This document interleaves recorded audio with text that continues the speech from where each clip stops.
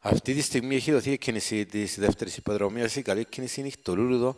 Ο Τάρας Λάιτ από την εσωτερική θέλει για αυτός να οδηγήσει. Στην τρίτη θέση ακολουθεί ο Ιάσονας. Παίρνει την εσωτερική τώρα ο Τάρας Λάιτ και παίρνει την πρωτοπορία από την Νυχτολούλουδο που είναι τοποθετημένη στο πολύ κοντά του. Μάλιστα θέλει να τον πιέσει γρήγορα. Ιάσονας ακολουθεί τρίτος. Βέντο Τζέντρεμαν και ακόμα πιο πίσω είναι ο Ντουτέρτε με τον καπετάν Αντώνη. 500 στην πρωτοπορία. Ο Τάρας Λάιτ είναι στο 1,5 μήκος από την Νυχτολούλουδο. Η Άσονας ακολουθεί τρίτος. Βέντον Τζέντρεμαν είναι στη συνέχεια. Μοντάρας Λάιτ να μπαίνει πρώτος στην ευθεία. Υπερέχει 2-3 μήκη τώρα της Νυχτολούλουδο που προσπαθεί να κρατήσει επαφή. Είναι στην τρίτη θέση ο Άσονας με Μοντάρας Λάιτ να μπαίνει με προβάδισμα στην ευθεία. Το οποίο φαίνεται να αυξάνει τώρα στα 2 με 3 μήκη. Πιο πίσω είναι η Νυχτολούλουδο με τον Ιάσονα, με τον Τάρας Λάιτ πάντα στην πρωτοπορία. Η Νυχτολούλουδο είναι στα 2-2,5 μήκη. Τάρας Λάιτ θα κερδίσει άνετα την υποδρομία. Νυχτολούλουδο, Ιάσονας και Ντουτέρτε